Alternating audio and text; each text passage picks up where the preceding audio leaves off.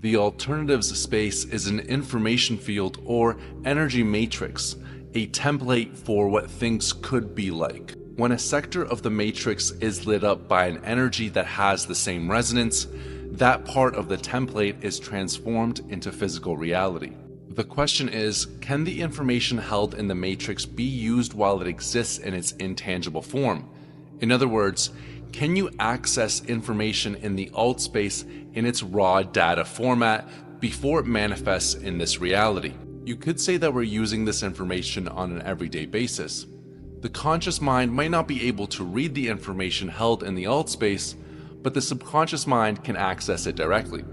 This is where premonitions, intuition, prophecies, inventions, and true works of art originate. The conscious mind sources information both by interpreting data from the external world and by receiving it from the subconscious via intuition. Put bluntly, the data recorded in the information field represents truth in its purest form.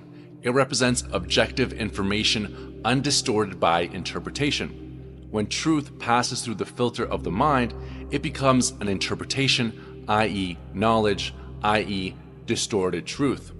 All living beings have their own way of interpreting the truth.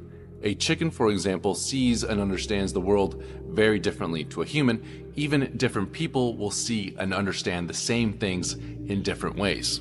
Your perception of the world is filtered via your belief system, and then the world reflects that back to you. In this model, there are three minds of man. The higher mind as the conceiver.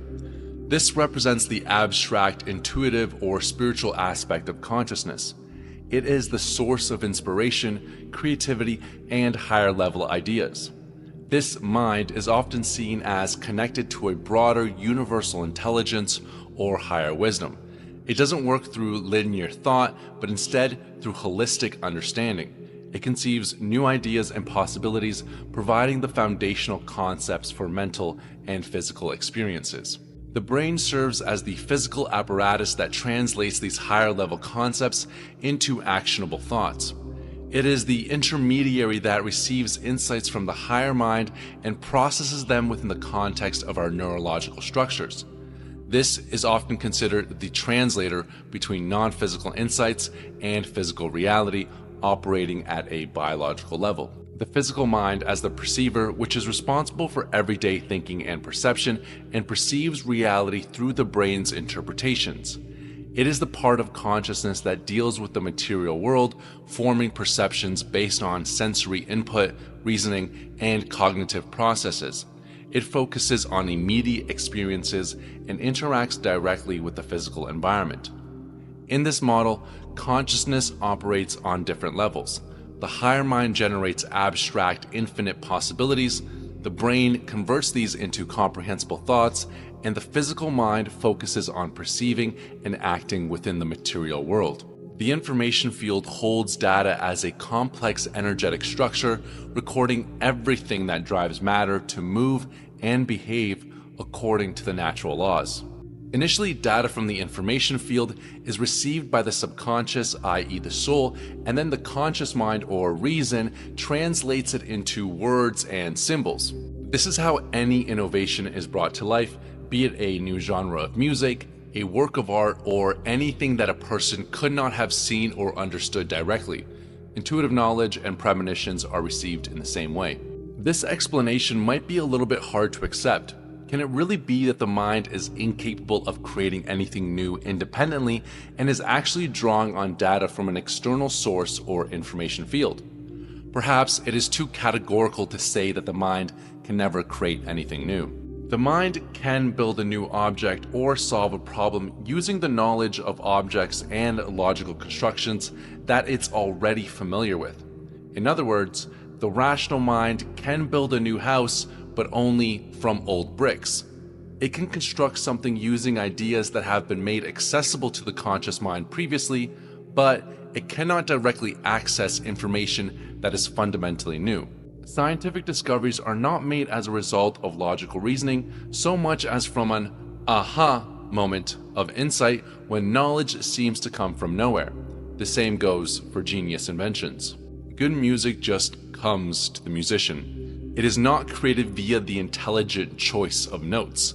Works of art are created as a result of inspiration and not professional and technical skill. A picture that from a technical point of view has been executed perfectly will not necessarily be proclaimed a work of art. The special quality that makes something a work of art lies beyond the realms of technical execution. Poetry that has the ability to touch your heart is not written by the process of choosing rhymes, but comes from the depths of a poet's soul. Creativity based on inspiration and insight is totally different to something produced by the rational mind. It is only later that a product of true creativity becomes an attribute of the mind.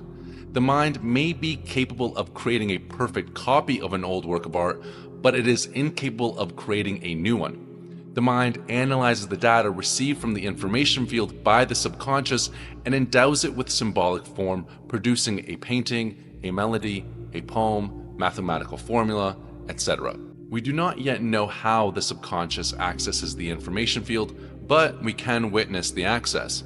Clairvoyants, for example, are capable of perceiving events that have taken place in the past, have not yet taken place, or are happening somewhere beyond our field of vision. As we cannot explain the mechanism for such things, we refer to them as paranormal phenomenon.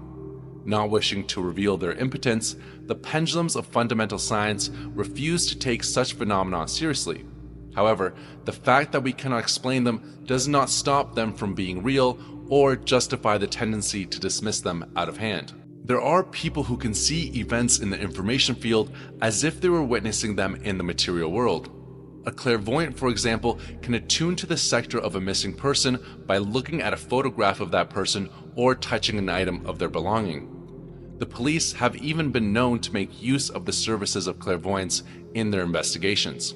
Not all clairvoyants can see perfectly, and so mistakes are made.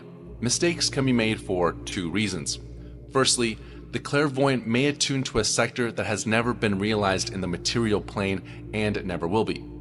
Confusion can also be caused by the fact that separate sectors differ in script and scenery to a lesser or greater degree depending on their relative distance from one another. This can affect how information is interpreted. For example, ancient prophets who observed unusual scenes from the future interpreted them according to the knowledge available to them at the time, causing their prediction to be inaccurate, i.e., describing a plane as a flying whale. Whether you believe in these things or not is your own personal thing. Remember, transurfing is just a model that allows us to apply the laws of the universe to serve our own interests. It does not claim to provide a comprehensive description of the structure of the universe. Neither is transurfing a monument in granite bearing the inscription, "Herein lies the secret." Truth, as you know, is only ever somewhere close by. The belief that the rational mind alone can create something truly new is just a product of a long-standing societal attitude. It should be pointed out, however, that the conventional worldview is as impossible to prove as the transurfing model. What matters is this: information from the alt space is available to us through hunches, visions, insights, and signs. Our task is to recognize and understand these signals as best we can.